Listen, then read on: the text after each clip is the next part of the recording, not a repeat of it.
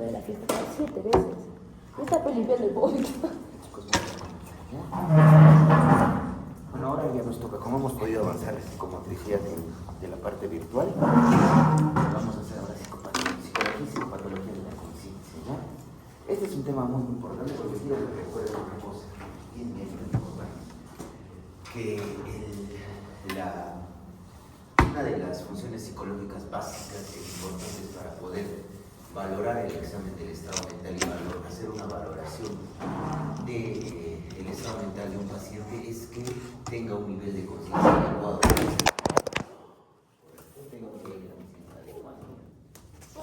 Si el paciente no tiene un nivel de conciencia adecuado, probablemente la evaluación clínico-psicopatológica no va a ser adecuada. Entonces, acá tenemos una analogía y una alegoría bien importante para que puedan entender lo que es la conciencia y lo que es la atención que va de la mano con la conciencia.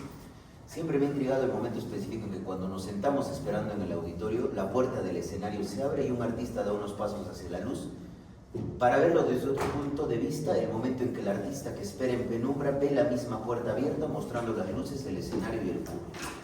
Entonces, al reflexionar sobre lo que he escrito, tengo la sensación de que entrar en la luz es también una poderosa metáfora a la conciencia, para el nacimiento del conocimiento de la mente, por el advenimiento simple y trascendental de yo en el mundo de lo mental. Entonces, en fines, digamos, van a ver, en fines descriptivos, la conciencia viene a ser un estado en el cual nosotros somos, tenemos la capacidad de poder darnos cuenta de nuestra propia existencia, autoconocimiento, y la relación que tenemos con el mundo externo, ¿correcto? Eso es lo más importante. Entonces, se van a dar cuenta que varían los niveles de conciencia y muchas veces el nivel, la conciencia tiene que ver más que todo con trastornos neurológicos, pero también el reporte subjetivo de las vivencias cuando el paciente tiene una alteración de la conciencia va a variar, ¿correcto? Entonces, antes siempre, como les digo, de conocer lo anormal, vamos a conocer lo normal.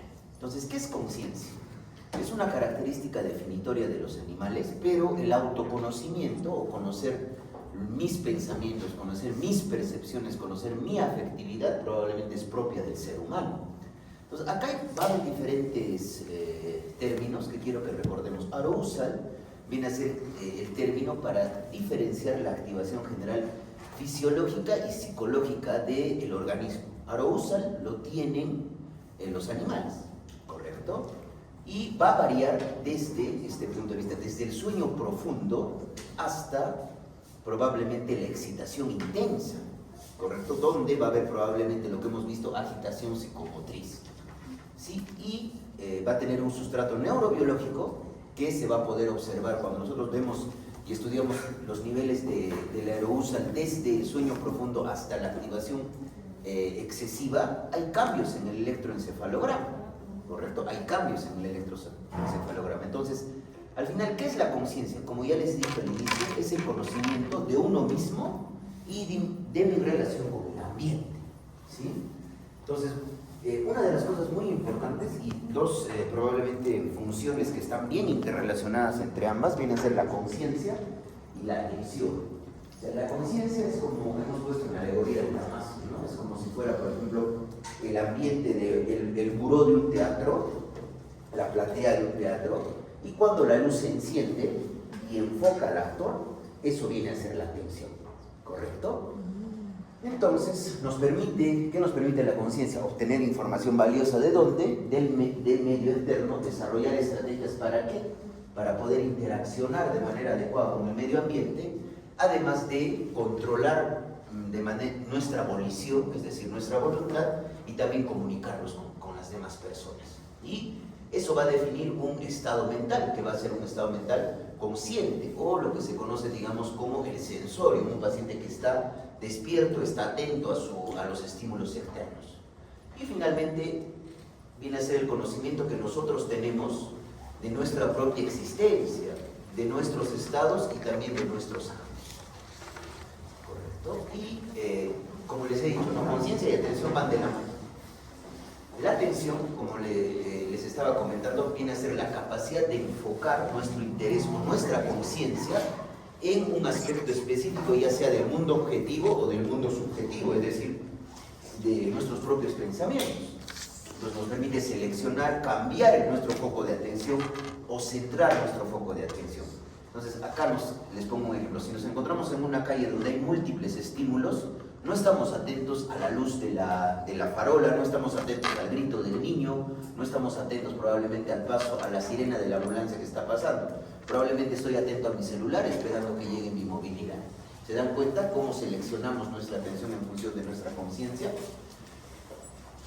Entonces es lo mismo que seleccionar un canal de televisión, sería la función de la atención, mientras que la imagen en la pantalla viene a ser la conciencia. Es fácil de entender, ¿no es cierto?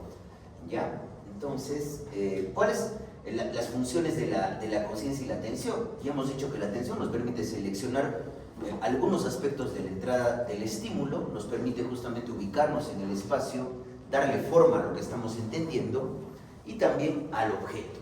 Y la conciencia resume toda esa información y nos permite qué información yo necesito y qué información va a estar disponible para mí para poderla utilizar. Entonces, ¿qué nos va a permitir la conciencia?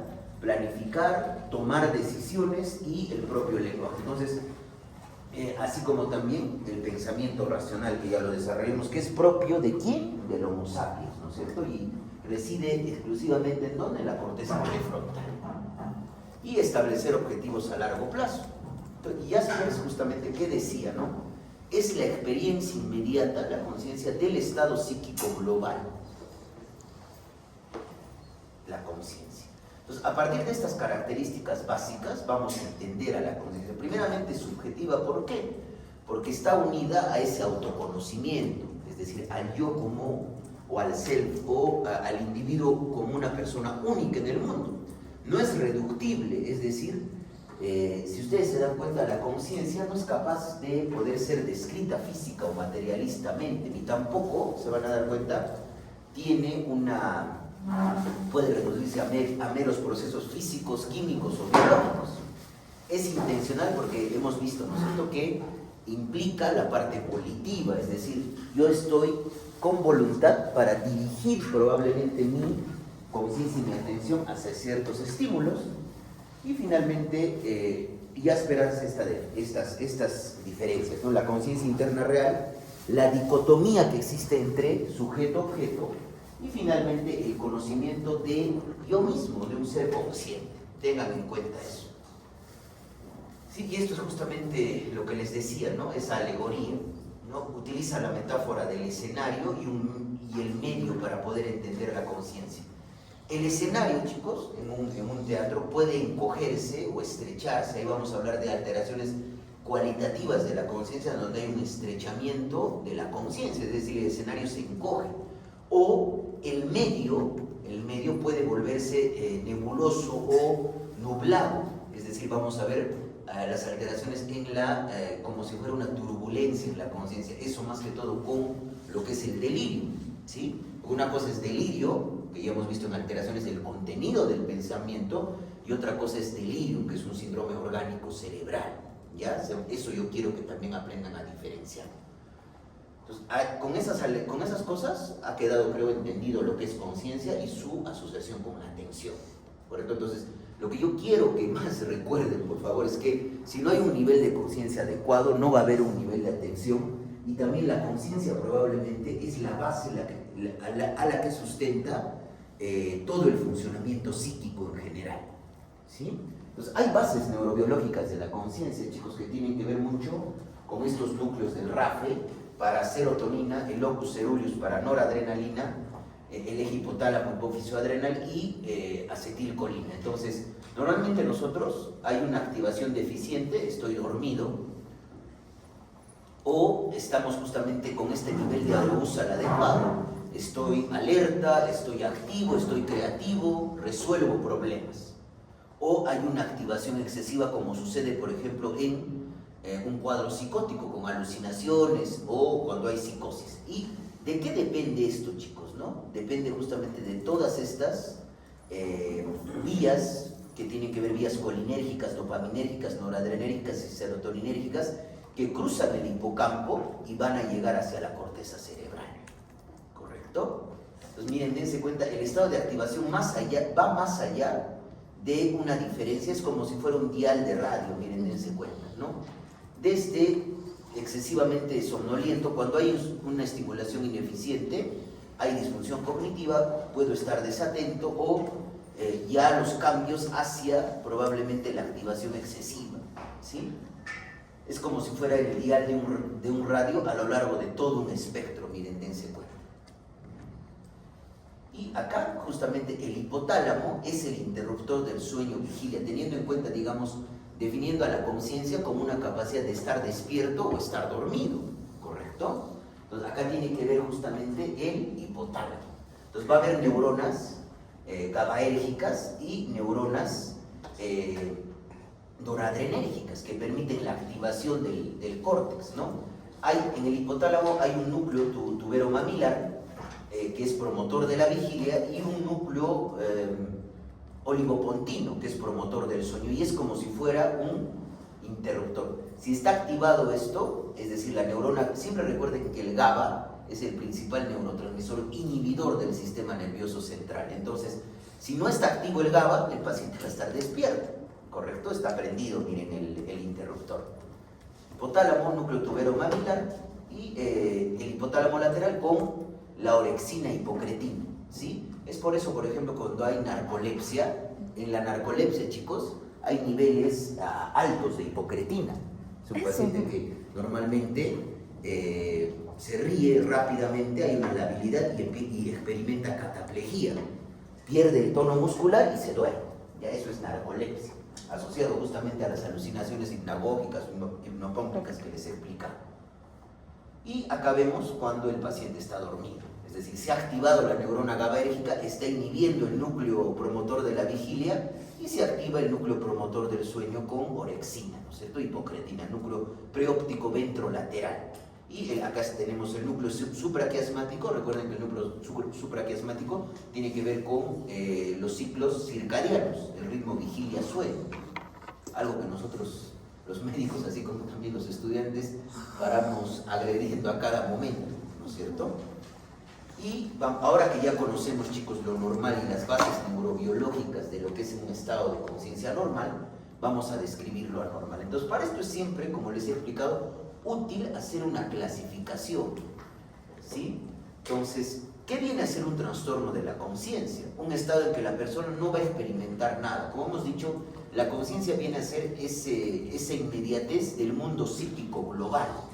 Entonces, cuando una persona tiene una alteración de la conciencia, no se da cuenta de sus experiencias, no hay un ritmo, se altera el estado de ánimo respecto a lo que percibiría con similares estímulos en su estado de vigilia habitual. Esta situación es un estado alterado de conciencia, solo si el individuo no puede volver a su estado habitual. Si nosotros estamos dormidos, Wally ahorita se está durmiendo, y yo paso por su lado y le hablo más fuerte, se va a despertar, ¿no es cierto? Pero en el coma, ¿qué es lo que sucede? En el coma el paciente no puede despertar a pesar de un estímulo intenso, ¿sí? Y esa es justamente una alteración del nivel de conciencia. Correcto, y vamos a ver las clasificaciones. Vamos a hablar primeramente cambios dimensionales en los niveles de conciencia. Y se puede observar como un continuo. Miren, acá está el sistema límbico, está el sistema reticular activador ascendente, que tiene que ver con el despertar y con el dormir. Entonces miren, acá estoy despierto y estoy consciente y además estoy orientado. Probablemente cuando estoy dormido, estoy inconsciente, ¿correcto? Y algunos describen un estado de preconciencia, ¿no? Y miren, dense cuenta que a nivel de la conciencia normal, puedo estar desde alerta, vigilante, lúcido, que es una conciencia normal, hasta probablemente estar obnubilado, estar somnoliento, estar soporoso, finalmente estar en coma o estar muerto, ¿correcto? Y varía, en la mayoría de los trastornos los cambios van asociados a la disminución en los niveles de excitación y alerta. Inconsciencia, alteración del ciclo sueño-vigilia, anomalías de la lucidez y anomalías en la conciencia del yo mismo. Entonces, a partir de esto vamos a poder hacer la clasificación y poder describir los estados alterados de niveles de conciencia. Entonces vamos a hablar de la inconsciencia. Significa, para Jaspers, La inconsciencia es que algo no tiene esa subjetividad o esa interioridad de una vivencia normal, ¿sí? Algo que no está pensado como objeto y no se considera, y se trata de algo que no ha llegado al conocimiento de uno mismo. Entonces, no existe, a finales, para resumir esto, cuando uno está inconsciente no va a haber esa capacidad de experiencia subjetiva, ¿correcto? ¿Ustedes creen que cuando yo esté inconsciente podré experimentar sentimientos? No. ¿Podré experimentar emociones? No. ¿Podré experimentar la claridad del curso de mi pensamiento? Tampoco. Entonces, una persona con un cuadro cerebral orgánico puede estar inconsciente. Entonces, la conciencia se experimenta en un continuo, desde un estado normal hasta la muerte cerebral. Entonces, alguien que está dormido está inconsciente, pero, lo que les he dicho, se lo puede despertar, se lo puede sacar de ese estado. Entonces, la conciencia se experimenta igual, como un continuo, de plena vigilia hasta el sueño profundo. Una persona sana y alerta es consciente solo de cierto, y recuerden eso, ¿no? Solamente cuando estamos despiertos somos conscientes de ciertas partes de nuestro entorno, tanto externa o internamente. En este momento no estaré pensando en el desayuno que he tomado en la mañana, ¿no es cierto? Estoy más enfocado, o estoy enfocando mi conciencia y mi atención hacia la clase. El resto de cosas que tengo en mi cabeza permanecen inconscientes para mí. Entonces la conciencia se experimenta como un continuo, desde una vigilancia completa, la atención, hasta probablemente la ignorancia de algunos aspectos subjetivos de mi propia vida, ¿sí? Y miren, dense cuenta, esto es lo que yo les digo, ¿no? Vamos a ir en una parte justamente netamente neurológica que se ve desde la alteración, desde la parte normal de la conciencia, entendiendo, digamos, como una activación a partir del sistema reticular activador ascendente, pasando por la obnubilación, por la somnolencia, el sopor y el coma, con los estadios que tiene, ¿no? Luego pasamos a la mente inconsciente, donde tiene que ver con la atención o el awareness, que viene a ser la vigilia, ¿correcto? Y finalmente pasamos al sueño profundo, con la disminución o debilidad, los estadios del sueño y el sueño normal y el sueño profundo. Pero recuerden que cuando uno está dormido, está con un nivel inconsciente, hay una alteración de la conciencia, pero que puede ser revertida con un estímulo intenso, ¿correcto? Y probablemente, como les decía, ¿no? La mayoría de veces las alteraciones de la conciencia se ven en estados orgánicos cerebrales, ¿correcto? Y casi todo se ve, ¿no? Salvo algunas experiencias propias o alteraciones justamente en la percepción de uno mismo que vamos a observar. Entonces vamos a hablar de las alteraciones vigilia-sueño. Entonces la vigilancia tiene que ver con la capacidad probablemente de estar alerta frente a estímulos y cuando yo podría estar somnoliento o dormido, ¿sí? Entonces va a fluctuar, va a depender de qué, ¿no? La vigilancia, de mi interés, cuando uno está más ansioso, está más hipervigilante, ¿o no? ¿No es cierto? Del miedo, del aburrimiento. Entonces, el estado vigilante de la mente de una persona que observa atentamente una pantalla de radar para interceptar a un enemigo es muy diferente a la atención absorta de un amante de la música que escucha una determinada sinfonía. ¿Se dan cuenta la diferencia a nivel de la experiencia subjetiva? Entonces, ahí hay justamente diferencias cualitativas a nivel del estado de vigilia de un paciente. ¿Sí? Y ahora hablamos de la somnolencia. Es un estado constante donde el paciente está despierto, pero se quedará dormido si no hay una estimulación sensorial. O sea, el paciente se describe a sí mismo: cuando uno está somnoliento, me siento lento, adormecido al actuar, ¿no? Hay un intento de evitar los estímulos dolorosos y los reflejos, incluido la tos y la deglución, están presentes pero reducidos. También el tono muscular en la somnolencia disminuye. Y en la práctica clínica suele aparecer tras una sobredosis de ¿qué? ¿No? Una sobredosis medicamentosa con efecto depresivo sobre el sistema nervioso central, además y esto imposibilita la evaluación psicopatológica. Estos niveles de conciencia son inespecíficos y son independientes de la naturaleza de la causa, ¿no? Si una paciente que esté, alguna vez creo con mis alumnos, con algún grupo de alumnos, hemos visto una paciente que estaba media somnolienta. Entonces es imposible hacer un examen del estado mental en una paciente que esté somnoliente o en un paciente que esté somnoliente. Y acá hablamos de los cambios dimensionales. Y finalmente vamos al coma, ¿no? Donde el paciente está completamente inconsciente. No hay respuestas verbales, ni tampoco responde a estímulos dolorosos, se pierde la postura correcta, el tono muscular y los reflejos también están presentes pero muy reducidos. Entonces miren, se dan cuenta, va desde la decorticación hasta la descerebración y finalmente la muerte cerebral. ¿Sí?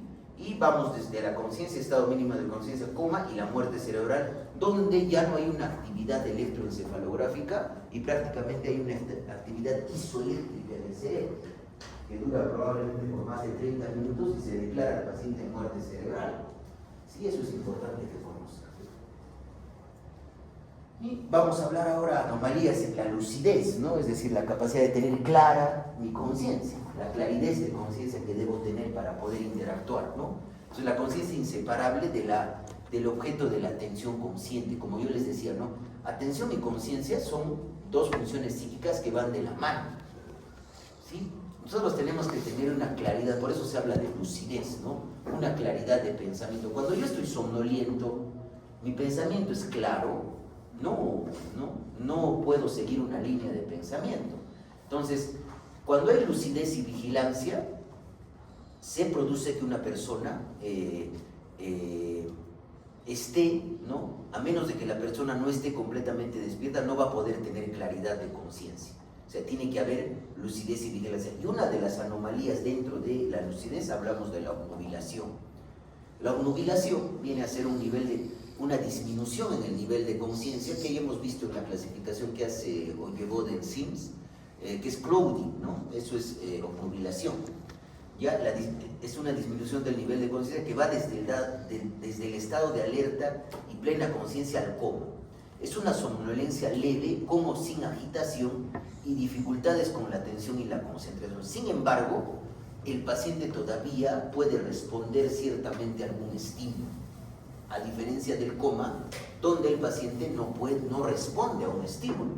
Entonces, el paciente puede estar somnoliento o agitado y es probable que muestre alteraciones de la memoria y desorientación. En este estado, la mayoría de las funciones cognitivas e intelectuales están afectadas, así también como el juicio lógico, la claridad del informe verbal y la acción propositiva. Eso es la obnubilación. Sin embargo, dense cuenta que es un estado previo probablemente a la somnolencia, ¿sí? Como lo hemos descrito. Y ahora también vamos a ver el aumento de la lucidez, que tiene que ver también con la hipervigilancia, ¿no? Es la sensación subjetiva de tener una percepción más aguda.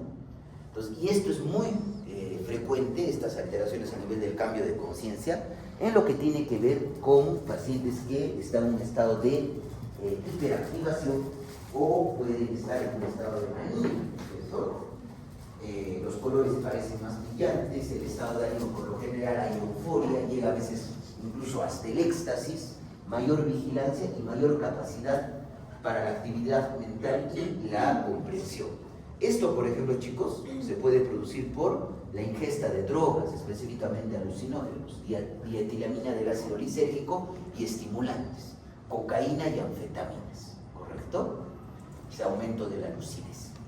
Y vamos a hablar de los cambios dimensionales juntamente con los cambios cuantitativos. Miren, dense cuenta, acá era lo que les describía. Obnubilación, somnolencia, sopor, coma y muerte cerebral. Entonces se dan cuenta que son cambios cuantitativos. Yo puedo llegar a identificarlo de acuerdo al estímulo, ¿no es cierto? Recuerden que en la obnubilación el paciente puede todavía despertarse por un momento. En la somnolencia también puede, pero ya cuando hay sopor y cuando hay coma es un poco difícil de despertar al paciente. ¿Sí? Confusión, obnubilación, estupor, coma y la muerte cerebral. Y vamos a hablar ahora de las alteraciones cualitativas. Ya hemos hablado de las alteraciones cuantitativas a nivel dimensional. Recuerden eso. Ahora vamos a hablar de las alteraciones cualitativas.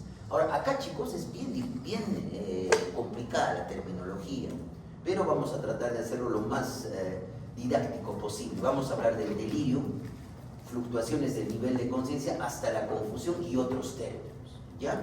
Entonces yo quiero que entiendan esto del delirio, ¿ya? y lo diferencien, por favor, esto es algo básico, y lo diferencien de lo que es un delirio. El delirio es una alteración o una creencia falsa, un juicio falso respecto a la realidad, y es una alteración del contenido del pensamiento. El delirium viene a ser una alteración a nivel de cualitativa de la conciencia, ¿sí? Donde, como les decía, ¿no?, es un síndrome mental orgánico de inicio agudo, donde como se compromete la conciencia, ¿qué va a pasar? Se va a deteriorar casi todas las funciones cognitivas. Va a estar deteriorada la atención, va a estar deteriorada el pensamiento, va a estar deteriorada la sensopercepción, la memoria, ¿correcto? Y además de eso, por definición, hay un nivel reducido de conciencia, alteraciones en la atención, y además puede haber agitación o disminución ¿de qué? De la actividad psicomotora. Y además va a haber un ciclo sueño-vigilia alterado.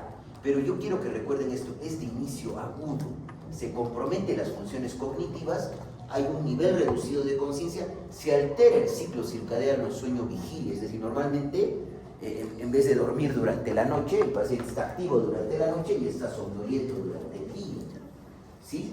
Y además, por definición, el delirium tiene una causa médica que lo está provocando.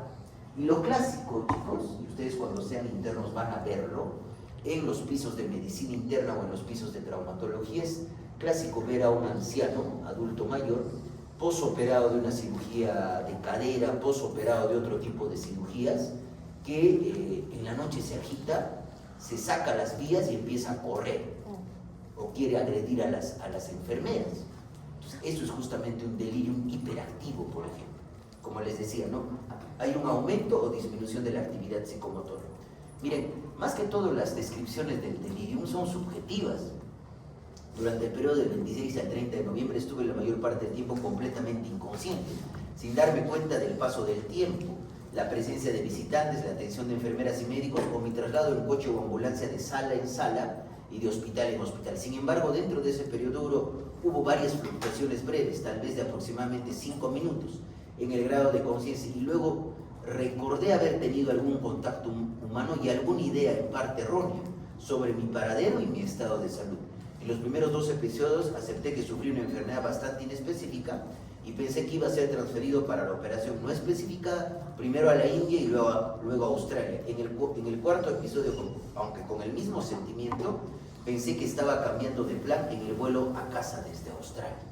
Entonces, hay una fluctuación del nivel de conciencia, hay una alteración de la atención y alteraciones a nivel en el ciclo sueño-vigilia. Eso es un delirio. Y además recuerden, por favor, que hay una causa médica que lo está provocando. O sea, nosotros en psiquiatría, en el Hospital General, a cada rato nos llaman los internistas, los traumatólogos por interconsulta, porque un paciente está agitado. Y le ponen ahí, paciente que tiene síndrome ansioso depresivo, cuando en realidad tiene un delirio. Y lo que no entienden a veces los internistas es que si no solucionan, por ejemplo, esa alteración hidroelectrolítica, probablemente la encefalopatía hepática que tiene el paciente, el tratamiento que nosotros le damos netamente es sintomático. Pero eso no entienden. Creen que síntoma psiquiátrico o síntoma psicopatológico es sinónimo de enfermedad psiquiátrica, cuando eso lo hemos visto en nuestro curso que no es así. Entonces, el delirium es justamente esto, ¿no? Miren, dense cuenta cómo se van alterando las funciones desde la percepción, ¿no? Cada vez que cerraba los ojos vería en el interior de mis párpados un caleidoscopio compuesto de imágenes violentas, de dibujos animados en rojo, negro y amarillo. Así durante 4 días y 4 noches no dormí, y gran parte de ese tiempo no sabía si era de día o de noche. O sea, hay una desorientación además, ¿no? Al cabo de un rato me di cuenta que había un reloj en la pared de la habitación de enfrente, así que ahora podía ver la hora, pero no sabía cuál de los ciclos era, de 12 horas diurno o nocturno, si era 7 de la mañana o 7 de la noche, la hora del almuerzo, o 4 horas antes del amanecer. Lo único que sabía que era que las enfermeras iban y venían turnándose cada 12 horas en una atmósfera bastante repetitiva de saludos, insinuaciones y consultas de los registros de los pacientes, y que estas transferencias iban y venían por los pasillos. Entonces, en el delirium, como les he dicho, ¿no?, es un síndrome de etiología inespecífica, pero netamente médica, orgánica, donde hay cambios concurrentes de la conciencia, la atención, la percepción, el pensamiento, la memoria, el comportamiento, psicomotor, la emoción y el ciclo vigilia-sueño. Para darles un ejemplo, muchas veces cuando había la pandemia por COVID, los pacientes desarrollaban delirio y muchas veces en ese estado de alteración de la conciencia, alteración de la sensopercepción, podían tener alteraciones a nivel sensoperceptivas y por el miedo que experimentaban podían llegarse a lanzar incluso desde el segundo, tercero o cuarto piso del Hospital General, y era lo que pasaba, ¿correcto? Estaba en un estado de delirio. Y acá vemos, digamos, toda la etiología del delirio. Ya esto no se los voy a explicar ni tampoco les voy a preguntar, no sé, porque esto ya es neurobiología. Pero lo que yo quiero que tengan en cuenta es que cuando hay delirium, acá digamos tenemos desencadenantes sistémicos, la inflamación sistémica aguda, la hipoxemia, el flujo sanguíneo disminuido o alteraciones metabólicas como hiponatremia, hipoglicemia, alteran la barrera hematoencefálica y van a permitir probablemente que pasen mediadores o sustancias reactivas de oxígeno y citoquinas inflamatorias. Y al pasar eso a nivel del cerebro, ¿qué es lo que sucede? Empiezan a generar más especies reactivas de oxígeno y alteran toda la vía. Y al final, ¿qué es lo que se produce? Un disturbio de neurotransmisores a nivel del sistema reticular activador ascendente, y más que todo tiene que ver con la parte colinérgica. Y al final, ¿qué es lo que pasa, chicos? Predomina la función dopaminérgica. Se exacerba la función dopaminérgica y por eso el paciente con delirium, al no regular la liberación de dopamina, empieza a experimentar alucinaciones, empieza a experimentar ideas delirioides, y además por la alteración de acetilcolina empieza a experimentar disfunciones de la memoria. Y el núcleo supraquiasmático, también esa regulación que les he explicado del ciclo sueño-vigilia se ve alterada y se va a expresar clínicamente con esa fluctuación de la conciencia, ¿correcto? Y la alteración del ciclo sueño-vigilia. Y al final, ¿qué pasa? Empieza a secretarse interleucina 1-beta, factor de necrosis tumoral, óxido nítrico, especies reactivas de oxígeno, y se produce disfunción y injuria neuronal. Y al final eso es lo que genera, ¿sí? ¿Y cómo se observa eso? A nivel del delirio, ¿no? Con todas las alteraciones. Miren cómo desde una parte neurobiológica podemos explicar algo clínico que aparentemente es tan simple. Vean cómo bien organizado está nuestro cerebro, ¿sí? Esto se los trae. Igual si alguien quiere revisar esta ponencia, este artículo está pues en los Primary Reviews de Nature, y acá tienen el link, si es que quieren revisar. Es un artículo bien bonito respecto a delirio. Y en las fluctuaciones del nivel de conciencia, esto se observa más que todo, chicos, en individuos sanos durante el sueño y en la fatiga. Y especialmente tienen que ver con las crisis epilépticas, ya porque después de una descarga hipersincrónica en una convulsión va a haber alteración de la conciencia, antes, durante y después. Y también en estados delirantes, el paciente está más desorientado, perturbado en su estado de ánimo, perceptualmente confuso, con delirium durante la noche y mostrando mayor lucidez a media mañana. Estas fluctuaciones pueden entenderse como un continuum que son indicativas de psicopatología si solamente están asociadas a otra forma psicopatológica. Por favor, recuerden eso. Y la confusión, acá, chicos, es un término bien, digamos, difuso o bien difícil de entender. Esto no sería pedagógico preguntarles pues esto, ¿no? Para que me puedan diferenciar una confusión. En general, acá se habla, digamos, de la confusión como una pérdida de la capacidad para tener un pensamiento claro y coherente, ¿correcto? Solamente eso, recuerden, confusión viene de confusión mental, que viene a ser la pérdida de la capacidad de tener un pensamiento claro y coherente. Es un término impreciso, se va a producir con alteración de la conciencia tanto en estados orgánicos, con interrupciones del pensamiento por daño a nivel orgánico cerebral, así como también puede ocurrir justamente en la esquizofrenia y asociados a expresiones de miedo o ansiedad. Y fenomenológicamente podemos observar en la descripción propia de la experiencia del paciente o en la observación del médico, ¿no? Miren, cuando el paciente está medio confuso, o sea, dice cosas incoherentes, no tiene el pensamiento claro, y eso nos damos cuenta cuando hacemos la entrevista, ¿correcto? Por eso es un término un poco impreciso para poder recordar, ¿no? Una pregunta que yo les voy a poner es para que me puedan diferenciar un delirio, ¿no es cierto? Eso me tienen que aprender a diferenciar. Que las otras opciones de la pregunta sean bien diferentes. Si yo les para pongo, confundir. claro, si yo les pongo delirio y les pongo, por ejemplo, coma, Las dos. las dos son las mismas. ¿Es lo mismo? No. No. Obnubilación, si les pongo, no es obnubilación. No. Por eso ahí se les pone la pregunta, el término psicopatológico que define de mejor manera la experiencia del paciente, de mejor manera, ¿no es cierto? Ahora vamos a hablar del estado crepuscular, que viene a ser un estado de estrechamiento de la conciencia, es decir, es como si la conciencia se estrechara, chicos, y solamente estaría fijada en ciertos estímulos externos o internos. Hay una clara interrupción de la continuidad de la conciencia y por lo general, chicos, se produce en la epilepsia, en la intoxicación alcohólica, en los traumatismos encefalocraneanos y para nosotros en algunos estados disociativos, es decir, en la despersonalización y la desrealización se puede producir un estado crepuscular.